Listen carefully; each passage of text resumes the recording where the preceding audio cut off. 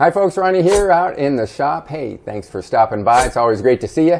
I'm in the process of building my current order and I wanted to show you how I go about with repeatable cuts, making them the exact same length every single time. It's really easy with something called a stop block. So let's head over to the miter saw. I'll show you how I do it.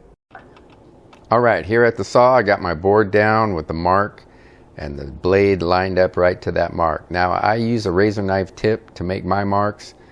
If you see coming up the pencil lead, if you use pencil, leaves quite a bit wider mark than the tip of the blade, and that can lead to inaccurate measurements, and that's just not a good thing. So here I am clamping a piece of scrap wood onto my miter saw fence, lining up the mark with my saw blade, hold the board down, and then I will move my block over to my board and tighten it down, double check to make sure it's lined up, and then I can make repeatable cuts from there.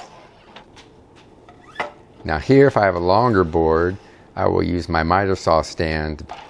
It has a sliding block. Same thing, line it up with my mark, tighten it down, double check.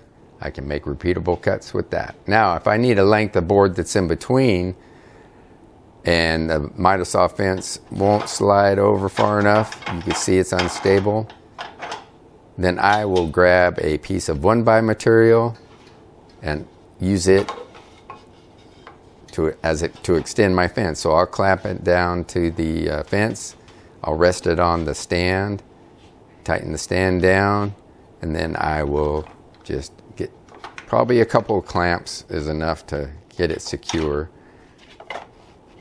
Make sure the board slides under the clamp. Then the next thing I do is I'll clamp my stop block to whatever length I need to make it. Right here is just an example. Clamp a same 1x on the right side to make the board I'm cutting stable against the fence all the way across. Here's the stop block going in. It's just an example of maybe a length I need. So here's the board, 2x4, fits under all the clamps, slides right up to the stop block. Repeatable cuts. Now one thing you gotta watch out for is the fibers that after the cut, you might have some fibers like this. You need to clean those off, sand them down, whatever, get them out of the way, because you don't want them in between the board and the stop block, because that'll throw your measurement off. So right here I got them cleaned up, sliding it right up to the stop block, ready for another cut.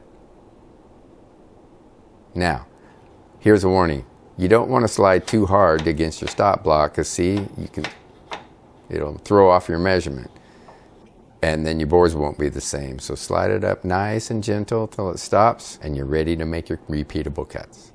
All right guys, having said all that, no matter how precise we are and how careful we are with the stop block, wood is a natural thing, so there will be slight imperfections. It might cause your table to rock just a little bit. I have a video on how to fix that. If you found value, can I get a thumbs up and a like? And I got to get back to work on this table. I'll catch you on the next video. Thanks for watching, guys.